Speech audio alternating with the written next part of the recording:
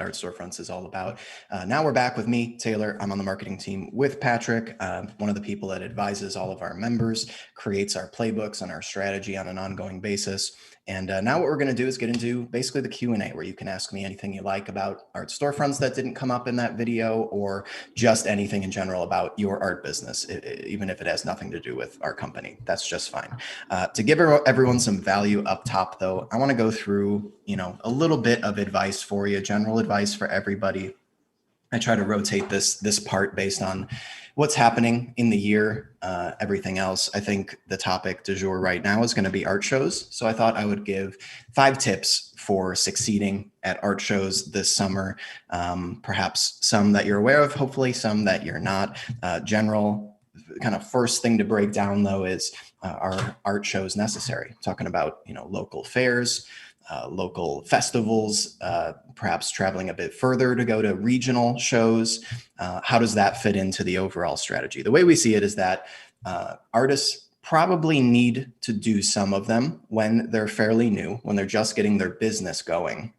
No matter how long you've been creating work, we consider you new. If you're just starting to take it really seriously, try to turn some revenue out of your work, then we consider you new, even if you've been creating your work as a passion for decades.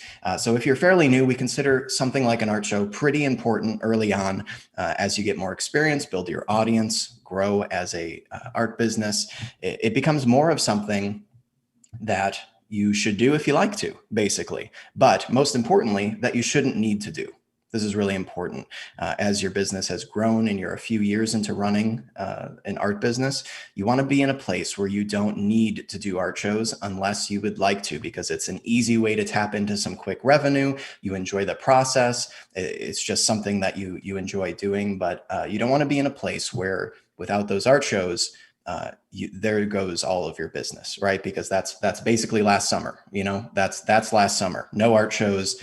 Can you survive it? Do you still have an audience? Do you still have buyers? So I think big picture, the goal should be to build your business in such a way that no independent party can shut you down, right? That's what we saw over the past year, where if you were dependent on a combination of art shows and galleries, well, there goes both of those, right? And everyone knows it's easy to lose a gallery, right? Something could just not sell for a little while and they get skittish and you lose your placement in a gallery. But we saw it can happen to art shows too. These are all kind of third-party indirect methods of selling art, in that you're selling your work in collaboration with another organization or entity. So our big picture strategy here is to basically build a direct business where you are selling to consumers entirely on your own, independently. And the only thing that can shut you down is you, traveling, going on vacation, things that are entirely based on you. There is no other person in the world that can say, you no longer get to sell the amount of art you thought you were going to, because I'm not holding the show. I'm not keeping you in the gallery. So anyways, early on though, you need art shows because it is a very quick way to tap into a whole lot of feedback. And that's my first tip for art shows, is to not miss the monetary and non-monetary feedback you can get from them. So basically to be listening. This is so important early on, because when you're just starting to sell your work, you may have a very strong idea about what your business is that could be very wrong based on what people are interested in buying. And just like a chef, it's very close between artists and chefs, in that there is a tension between what a chef or artist would like to make and what their customers would like to buy, and finding a way to make everyone happy in there. So the chef wants to make food they're really proud of, that people love to eat. And artists need to think in this way while they're trying to build a legitimate business. So if your work is purely for you, it's primarily an outlet for you, it's a passion for you, of course, make whatever the heck you want. But if you are kind of truly trying to make this a sustainable business, do let that feedback in and let it push your business, not change it, not dictate it completely, but nudge your business. And it can be hard to get a lot of feedback early on, right? So say you could really use the opinion of hundreds of art buyers real quick. So you can just see, hey guys, I make a few different styles of things. I have a few different niches. Where should I be focusing? What impresses you? What would you be interested in buying in the future, if not now? Well, art shows are a fantastic way to get that feedback very quickly, hundreds of people coming through. And that's where it's important to listen to non-monetary feedback and not miss out that just simply noticing that people tend to walk into the booth or the tent and walk right up to a certain piece, right? You don't want to miss that that's happening, even if you're not closing a ton of sales over the show and via hard sales data, that piece doesn't stand out. You don't want to have missed that that's happening. And okay, so I'm not closing these deals yet, but there's something about that piece. What is it? How can I replicate that success? How can I take that feedback and amplify it with what I'm doing in my digital marketing online? How can I create another piece in that vein, if that seems to be something that people are going for? What do I think about that piece is working for people on first? Why is it making a good first impression? And how do I get that in front of people more often? Maybe that should be the first piece that people see on my website.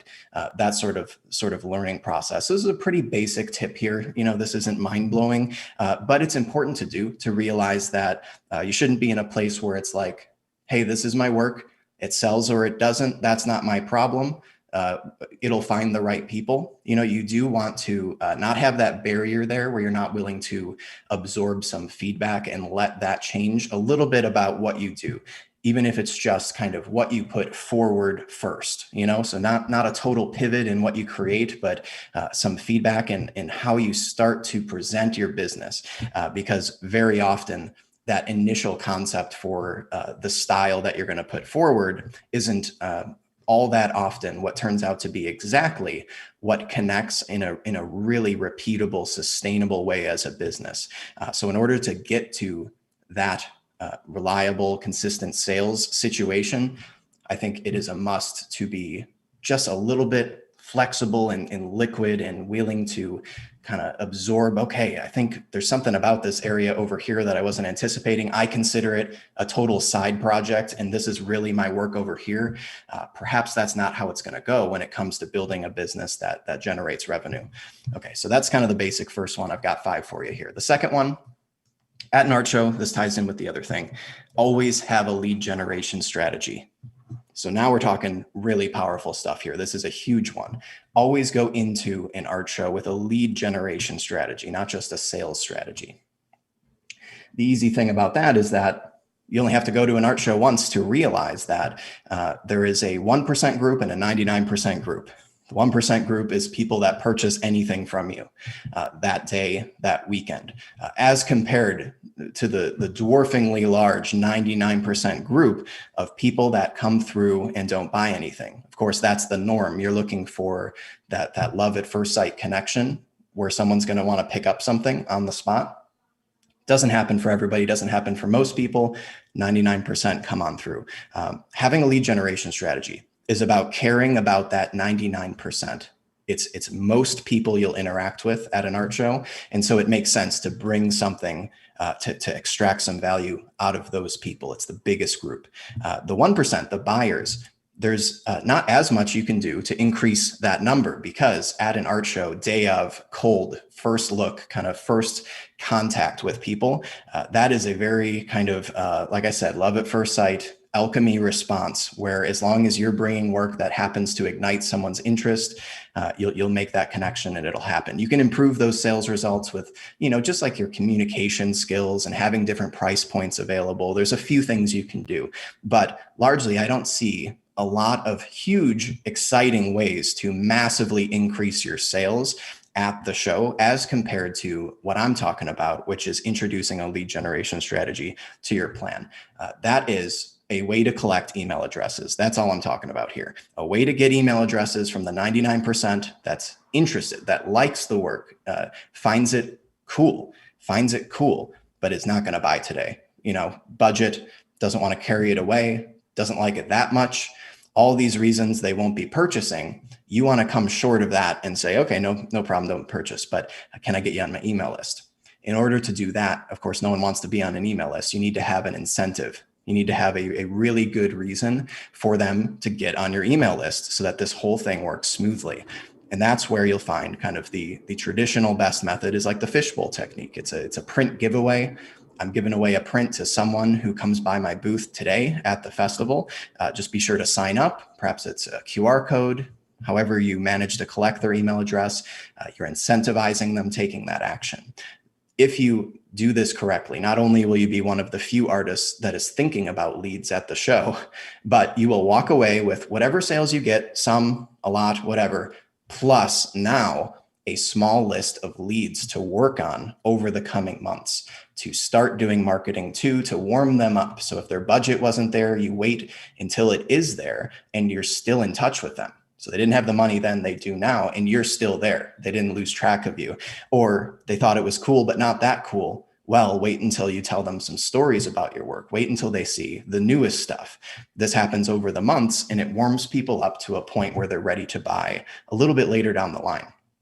So you can see that while you're caring about lead generation at every engagement you have, every show, and you're taking away a small group of leads from every show, and then you're doing marketing regularly, you can start to unlock reliable sales, because if you're doing this enough, every month and then eventually every week will be someone's right time to buy, because you're always working people closer and closer to buying, and they'll pop at different times. It's fairly random. It can take 6 months. It can take as long as it takes. But if you really collect a lot of leads here, it'll be someone's time very often. And that is how people are starting to get a lot of art sales. They're not somehow selling a lot of it all at once to strangers. They're finally selling it to people they've been working with for a long time. It's just that they're working with so many people. It's always someone's time. And that's where a lot of the sales are coming from. So have a lead generation strategy, care about the 99%. Number 3 tip, offer drop shipping. This is a really key objection defeater. One of the most common objections is, I just don't want to carry this away with me today, or, I was just in the neighborhood and thought this would be fun. They're basically at the show for entertainment, not to seriously buy something necessarily, perhaps something small. Always offer drop shipping. Have a tablet on hand so you can at least suggest, hey, well, that's fine, but if you'd like, I can have this shipped right to your door. No problem. I can have this shipped to your door if you want to order it. Good option to have. Doesn't work every time, but you can save a lot of sales that way from that common objection of not wanting to physically take something away. For that, you're going to need a drop shipping system, some way to do print on demand. So that's easier said than done. You'll need, like Art Storefronts does, there's a lot of ways to get that done, but try to solve that problem in the long run. Okay, number 4 is kind of a broad one here. Let's see what kind of detail I can give it. It's to interconnect your offline and online businesses to do with these art shows, right? So it's mostly an offline event. So you'll want to think about how to bring it online a little bit, how to engage your online audience in relation to this offline show, and also how to take this offline audience and get them online, right? So interconnecting these two aspects of your business to get everyone in every place and to fully leverage the time you're spending at the show. So offline to online, I told you about lead generation. That's a great way to do it. And then also just turning the experience of doing that show into content for your online audience. I'll keep it simple, but that's a good opportunity to provide some entertaining content for your audience, no matter where they live and if they can attend the show or not. And then number 5, the last one, to realize art show season is taking place online again this year. So last year, there were some really savvy artists that got right into online art shows, figured it out, mastered the live streaming, and were able to totally weather the lack of traditional opportunities to sell art last summer. And all of those skills and a lot of art buyers' behavior is remaining this summer, which is to say that art show season is also online this year. To get up to speed with that, you should really get comfortable with streaming online, on Facebook, on Instagram, with presenting your work in that format. This is a big focus of our strategy because you just can't beat the level of connection that you can offer people in a video form. And art is just such a good fit for having the artist there to kind of walk through some interesting notes, anecdotes, process. It's really a good way to sell art online. So that is a probably a kind of fear-based barrier that you all should be pushing past as soon as possible. So I do workshops with our members several times a week, and it's very, very common to hear while talking to them, video chatting, that they could never do an online art show because they'd be too afraid to talk to people over video. And they're explaining this to me over video. So it's always like, you're doing it right now. We're doing it right now. All you need to do is be exactly as comfortable as you are talking to me, telling me about your work. That's all it is. It's just doing that. It's a little bit more into the void feeling, and you have to get over the void. The void is here right now with me because I am not talking to any one of you directly, but I got over it last year when everything went online. Everyone got over it. Patrick got over it. No one wanted to embrace video chatting, but it's a very important skill. There were a lot of changes throughout the past year in the art market to do with art buyers kind of getting online at another level, buying online, shopping online, discovering artists online.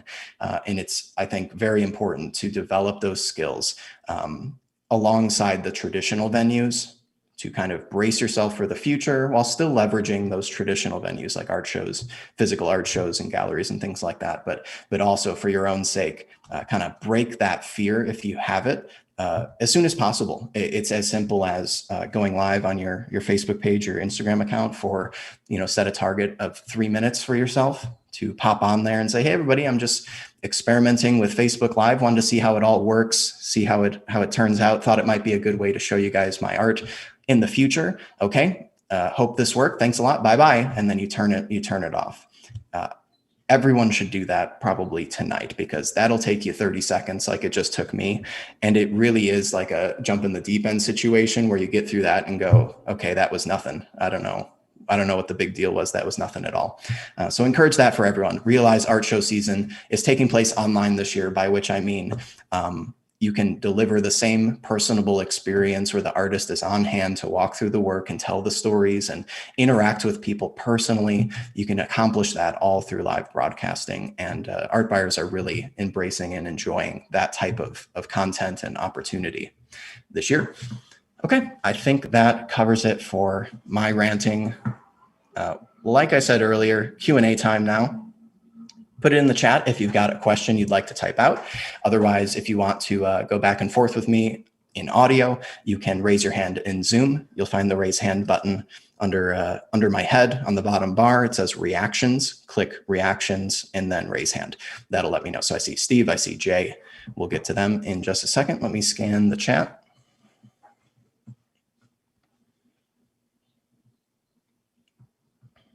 Okay, Wendy asks, how would I integrate this into my existing website? So yeah, Art Storefronts is a kind of total e-commerce solution. So there's not a lot of integration to be done unless you currently have a portfolio website. So you don't currently have a commerce solution. You have like a portfolio website that you really like, or a blog with a lot of posts that you wouldn't want to move over. In these types of situations, you can do a bolt-on situation where you keep your portfolio site, you keep your blog, and then in the navigation menu at the top of the screen on those websites, it says Shop Art. Clicking on that opens up the Art Storefronts website. But largely, you want Art Storefronts to be your only e-commerce solution because everything is like cyclical and feeds into the features and the software. All of our print on demand and various visualization features and even the marketing strategies, they all rely on the Art Storefront software being kind of your home base for your business. And so there's not a good integration situation. You basically need our software to be your primary way of selling your art online. And then you can have existing website, another website, if it's more about showcasing your work, not selling it. That's kind of the advice for that. And by the way, one of the most basic things that a lot of people get wrong, so I'll just call it out, is that we're not a marketplace. So this isn't a relationship where you're getting like a profile on Art Storefronts where people can like browse all the artists on Art Storefronts at once. It's not like that. We're like a Squarespace in the sense that this is about your own business. There is no central Art Storefronts database that people browse. This is your own business, your website. It's just being powered by our software. plus the marketing program in the back end is teaching you how to build the business. So we're not a marketplace, not comparable to Fine Art America, Etsy, Saatchi Art, these types of places where you're listing your art on another service. This is about running your own business, selling through your own website, but your own website having as powerful of art selling features as the marketplaces do. That's kind of the quick and dirty on it. Steve, I see your question. I'm sure we'll talk about it in just a second. So Betsy asked, do we generate all of our own traffic, or do you drive traffic to the site that might find a new artist? Yeah, so along with the previous lines, there is nothing we're doing to drive traffic to your website. We are teaching you how to drive traffic to your business via every conceivable method, teaching you how to build your own business, but it is your business to build. Do you offer a consulting audit from your new agency to see what you think will work? Yes, but you don't even necessarily need it.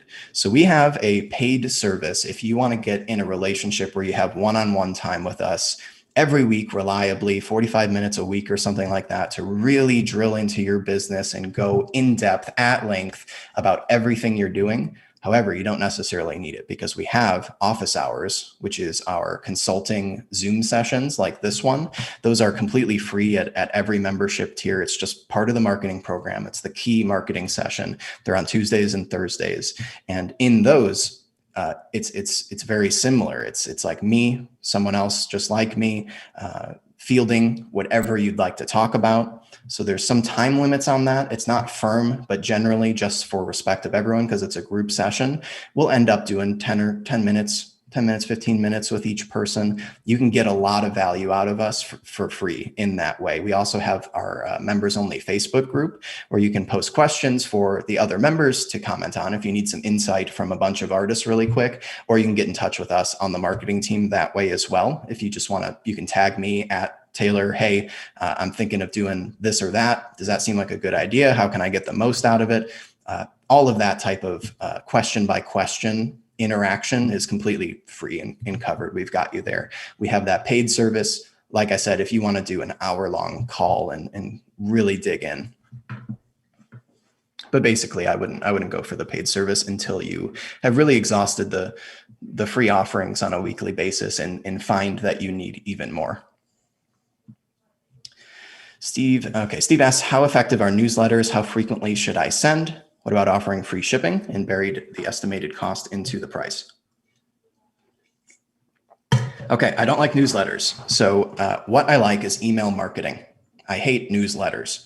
By newsletters, I mean an email once a month or once every other month with 4 to 6 updates in it. You know, here's everything that's new. I'm doing this, I'm doing that, I made this, and I made that. That's what I call a newsletter. And I don't recommend that to anyone because what it's doing is bundling. Bundling is always bad in marketing. You want each piece of content to be good, but to have one message, a single message. One email is there to talk about one topic. You do a good job with that. You provide a lot of value, but it's just one topic because every email gets like a 25% open rate in the art industry. A quarter of your list opens any given email, but it's not always the same 25%. So you want to be sending email as often as you can within reason so that you're always getting to a different 25%, 25%, 25%. And in that way, reaching more of your audience in a short time period. So I would always go for 4 emails a month rather than one huge one. The important thing about bundling, like I was talking about, is you only let yourself get one crack at it. So you put 4 great updates, 4 great messages in the same email. You send it once, it gets 25% open rate. Or you send those 4 things in 4 separate emails over 4 weeks. That's a perfectly fine cadence. One a week is nothing. That barely makes a blip in most people's inbox. But then you give yourself 4 shots, 4 chances at that 25%. It really helps with absorption, with getting the messages you want to be known out there, to give yourself those multiple chances at people opening your emails. So I consider a newsletter to be a roundup. I don't like those. I like email marketing, 1 email for 1 message. For frequency, I would recommend one email a week to everyone as a basic. It'll go a little higher during sales, during special times where there's reminders and there's little check-ins you need to do. But during a normal time like July, there's not a whole lot of strategy going on right now. It's kind of just focusing on lead generation and romance marketing, as we call it, which is to say just telling stories about your work and getting people to know you a little bit better. One a week cadence is really good for that. What about offering free shipping, bearing the estimated cost in the price? That can work. So this surprisingly doesn't have a very strong answer in our data. It seems that we're accomplishing success in both directions, which is to say our members are. The thing about the free shipping thing, it helps on the lower price points to bundle those in. But once you get to the higher price points where the shipping is the highest, you actually find that there's not a lot of cost sensitivity for people that are already purchasing an original, especially a fairly costly one. If they're up in the thousands of dollars and shipping is hundreds, it's often not it's not a giant deal. You see more cost sensitivity at the lower price points where people are going to buy a $60 print and the shipping's 25 because they really start to see, what percent of that order is going into shipping. But overall, it has not reached the point in our data where there's a general recommendation to give everyone. So we have a lot of general recommendations when new members come on board where it's like, hey, we've already solved this. We've got 7 years of data sifted through, and we can tell you, don't do this with your website. Don't put that there. That shouldn't be like that. Trust us. We have the data. We don't have that kind of strong, confident general recommendation for charging shipping or not. It seems to go business by business, and there is plenty of success in every direction. So kind of do what you're comfortable with and how you want to present it. I will say that free shipping is a really nice incentive to offer during a sales period, short of a discount. It's another way to get an incentive out there that's not discount based. But other than that, don't have a strong feeling. What sort of streaming events are artists doing?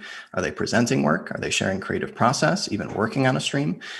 Everything, all of that above. So on our marketing calendar, which is the daily strategy that our members are following, every Monday is called Live Marketing Monday, and we encourage everybody to check in on Monday, make sure they're at least going live once a week for any purpose, for romancing purposes, as we call it. And then every quarter, we have a bigger strategy to do with live streaming scheduled for them. So 4 times a year, they do a little bit of a beefier live stream schedule.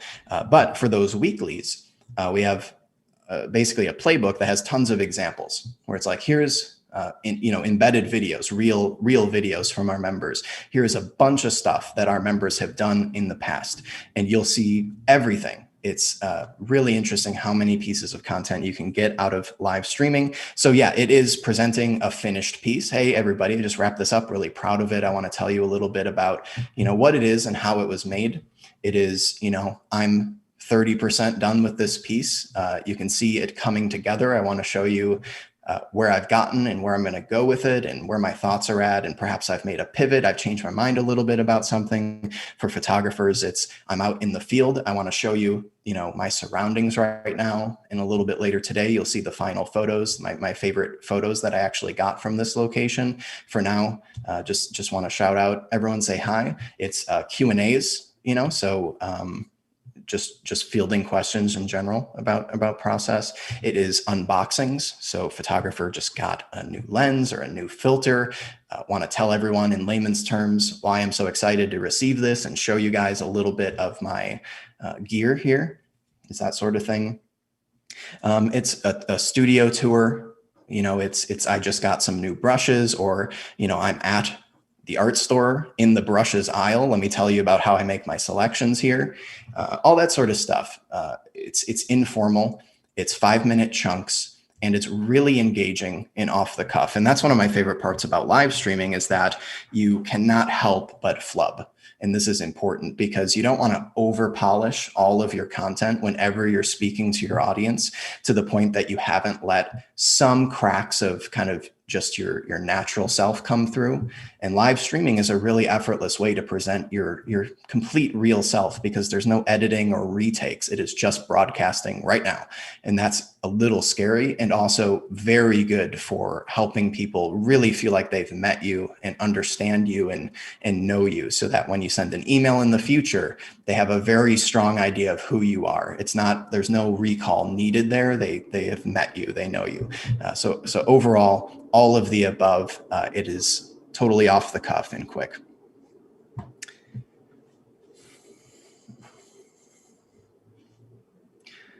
Steve asked about Wix. I just subscribed. Would I need to dispense with that to utilize Art Storefronts? Yes, you would be switching over in that case.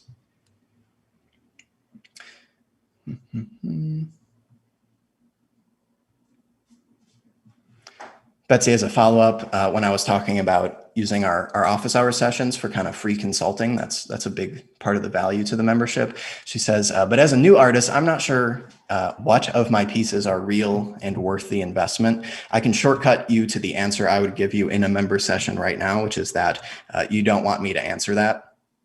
So you want to pick my brain for a lot of things, but you don't want to show me your art and say, what should I, which of these two pieces should I focus on? Or is this good enough? Is this strong enough art to sell? You don't want my advice on that, because I'm just a guy. I know a whole lot about marketing artwork. I don't know how to pick artwork that's going to be successful. I've seen it all. In terms of, my completely subjective quality threshold for what art I like, I have been shocked in every possible direction about, who ends up successful and not. So we are certainly not in the business of picking those racehorses in terms of the quality of your work.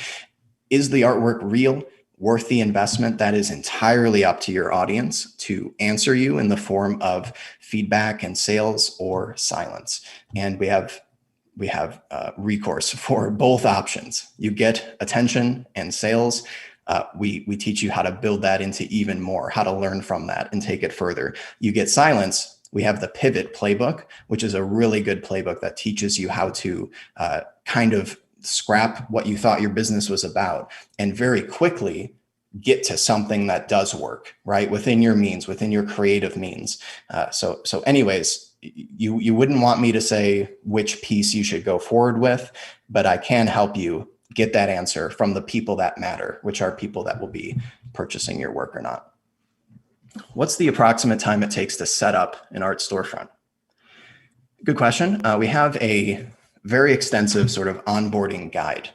It's maybe 16 steps at this point. It's very linear, has videos embedded there.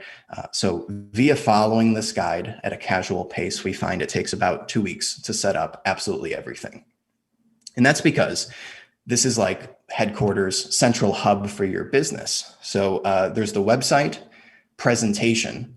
That's part of it. That takes some time to get your images in there, write some descriptions, select which media types you'd like to sell. I want to do, and we have recommendations for that, but I want to do the paper, canvas, metal, acrylic, and wood. I want to add some merch items. I really like the tote bags. I like the calendars. I like the coasters. What sizes do you want to offer? We suggest not offering every possible size. We have some advice for you on that. That takes some time, but then it's also just kind of getting connected with our automated fulfillment, if you would like, which by the way is optional. Just so everyone knows, you can use our print on demand services or use your own local printer or do your own printing. That's all up to you. And then there's some marketing onboarding too, which is like, okay, the big value here with the membership is that you're going to be tapped into our marketing ecosystem using me to get advice regularly, not just out there on your own anymore. So there's also some onboarding to do with, okay, here's what we have going on. Here's what resources are available for you. Go over here to see, how to learn how to do this or that. Here's the Zoom schedule. Here's the Facebook group and what that's about. So overall, this whole process of getting up and running, I said, takes about 2 weeks. The number one reason it takes a lot longer than that, though, is perfectionism. So I'll give you an early warning on that you don't want to get very perfectionist about your website before you actually get a lot of people onto it, because as soon as you get that data in, it's going to totally blow up all of your perfectionism anyways, because you'll find, what real people like and not. Justin asks if we provide advice on pricing for different types of products. Yeah, definitely. it's not like how to price, where you should be priced exactly, because that is a very abstract concept and different for people. So the advice is how to find out, what you can get away with, basically how to start your pricing, and then how to increase your pricing regularly, some norms and things like that. But that is a dynamic relationship where you don't need to get your permanent answer up front. You can always get a starting point and level that in based on your current demand. Okay, looks like we are just about caught up before the hands here.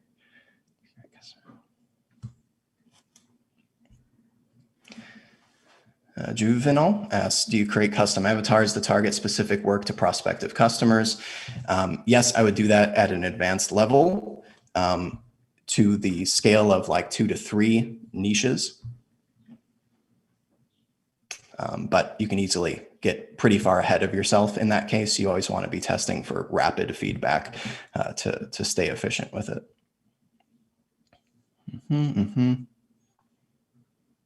Okay, I think we're all caught up. We'll head over to the hands now. I just want to mention though, April, if you could put the demo link in the chat. If you guys want to really dig into the nitty gritty with us in terms of, what are the membership tiers? We have 3 of them. What are the differences? What are the pricing? What do you get? What do you lose? All that sort of really in-depth stuff. Or, I liked how the website looked in the demo, but I'd like to see my work, in the software so I can really picture it. Or I have like a really unique need. How would this work? If you want to go one-on-one to really get into that stuff, just hit that demo link in the chat and fill that form out. And we'll give you a call, in the next hour just to pick up this conversation, but on a one-on-one way. If you don't have stuff that's kind of general interest for everybody, that's the next step for you there. Just request a demo. Okay, we'll head over to Jay, then William, and then Steve. It's Jay up first. Hey, Jay. You'll need to hit unmute on your screen.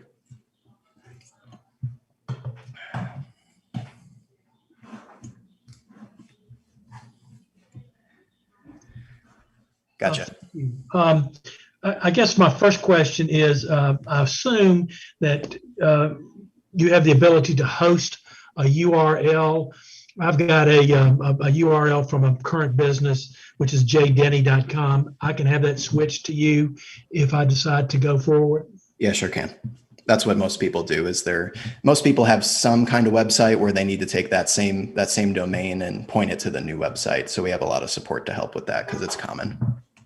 And can I ask one other question then?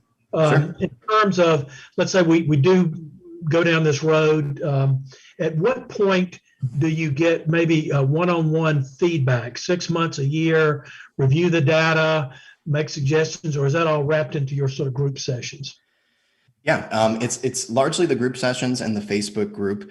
What I would recommend for cadence is leveraging us early on, right after launch, for all of the early type of questions like, okay, I'm up, what's the first thing I should be doing? We'll help you a little bit with that automatically, but really digging into just, I need to get a ton of traffic on my website. I want to get as many people into this funnel as possible. I would hold the analytics questions for about 4 to 6 months, because we get a lot of questions after maybe 1 month. Like, okay, it's been a month. Can you take a look at all my analytics? Let me know how I'm doing. And it's like, well, there's all sorts of weirdness in 1 month worth of data. So it's not going to be really helpful for you. We could end up pointing out some kind of deficit that's not really there. It was an anomaly, or perhaps the business looks better than it really is right now. So in terms of stat-based questions, I would hold that for about 4 months, and then we can really pour over it on an office hours session. But in the meantime, the ongoing implementation of your marketing, I'm having a slow week. What can I do? All that sort of stuff. Check in on the office hours. And then, like I said, we have that intensive one-on-one service via the agency. Thank you. Sure, you got it. All righty. So when we do these sessions, by the way, guys, we'll have, call it 100 people in the session, and we'll have, 12 to 15 questions. So it's not absolutely slammed, right? It is very close to one-on-one in terms of attention and the time we're able to give, similar to this type of session. Okay, over to William next. Hey, William. Yeah, you mentioned Squarespace, which is, of course, a general website builder. That's right. And then I'm sure you're familiar with Photo Shelter, Yeah. SmugMug, and Zenfolio, the three big photographer website builders and Yeah. marketers. Uh, these these four of you include Squarespace, all have a no initial fee, and their monthly fees are lower than Art Storefronts.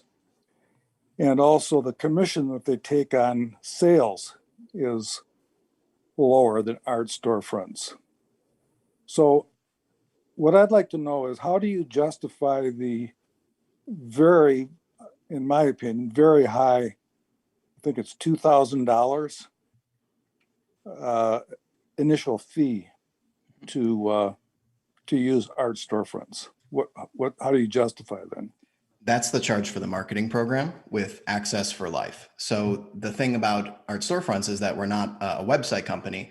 We're a marketing education company where you get website software kind of as part of the package, but we are a consideration if you're looking for total help with building your business. So you need people, mentors and art marketing experts and other artists that have made a lot of success to talk to you every week to work through the process of building your business. You need a calendar where every day you see it's Friday, July 2nd, and I should be doing these two or three things for my business. Or, okay, it's an opportunity to run a big sale right now that not a lot of artists know about. I'm going to implement that strategy. That sort of all-in-one business building solution is what Art Storefronts is. If you're looking for merely a place to upload your artwork, to have a link to your website, just to kind of have a website that people can buy art from, then you will save money on those other platforms.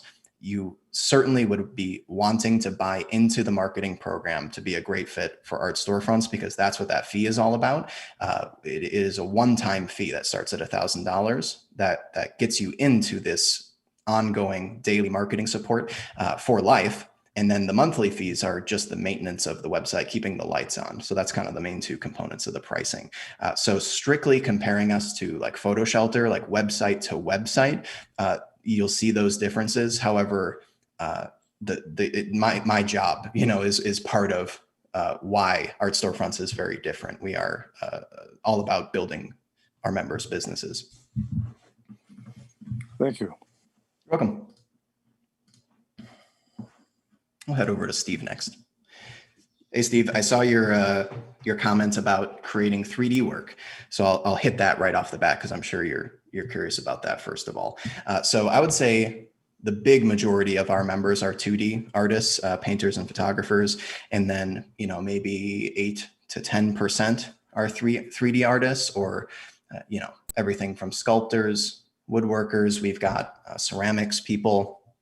So things look pretty focused to 2D because frankly, that's like the overwhelming majority of interest, questions, demand, membership we have. But I'll tell you that the marketing program is well suited for 3D artwork as well, because there's not any difference, not just not much difference, but there's no difference in your goals as a 3D artist, where you need to conquer all of the same problems in terms of finding an audience, finding a reliable location for your audience where you can tap into this big pool of people, get the ones that really love what you do to start following you and staying in touch with you, and then warming them up to the point where they're ready to purchase the work, and helping them understand exactly what is it you sell and how it's made, and helping them fall in love with that process to the point that their perceived value of the work increases until a sufficient point. So all of the marketing juiciness works perfectly for you. What you'd be missing out is some of the visualization tools in the website software that is geared so far around wall art. But we're looking in the future to add some kind of 3D visualization tools for your type of work. So that's kind of the layout. You'd get all the value of the marketing and 80% of the value of the software. But what else do you got? I've got you unmuted now, Steve, so I can just talk with you. So most of my clocks are wall art. They're big. Some of them range from as small as about a foot in diameter to as big as 5 feet in diameter or length. So it would be wall art. That could Good. please, yeah. Yeah, this is no problem. You know, it's not painting, but it's actually as close as you can get. It's very similar. You still have a creative product where you need to develop a pipeline for it. You need people at every stage of interest, people that are just following you because they find it interesting, people that are getting their budget together, collectors that are trying to buy 2 or 3 over the years. That is an identical situation to what most of our members do, which is paint or shoot photographs. Cool. Thanks, Steve. Like I said, though, you should definitely do a demo though and see exactly, you know, because I mentioned those visualization tools. Okay, exactly what can you make use of, what not, just get the full picture there. Terry asks, we're interested in getting involved with your storefront marketing. How do we start with you? Have a personal consultation? Yeah, let's put the demo link one more time in the chat. So Terry, there is the link right there to learn more about Art Storefronts. Hit that button, fill out the form. There's like 6 of us on the team, what we call the outreach team, and someone can call you probably in the next 20 minutes or so to pick up this conversation directly.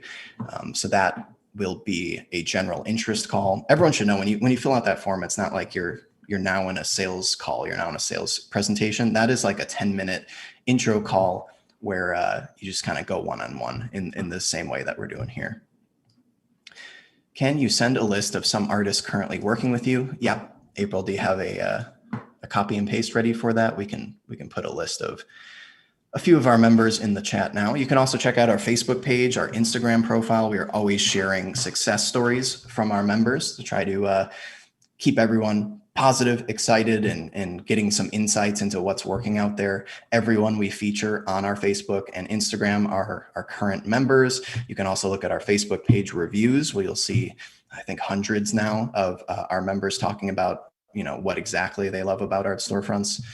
Encourage you guys to reach out to them as well, kind of get their personal insights and all that sort of stuff. Their full names right there on Facebook, so you can easily direct message them and kind of pick their brain about, you know, whatever you like. They're open. There's the reviews link. All right, do we have anything else for today? Yeah, Steve, we're really proud of that. Absolutely.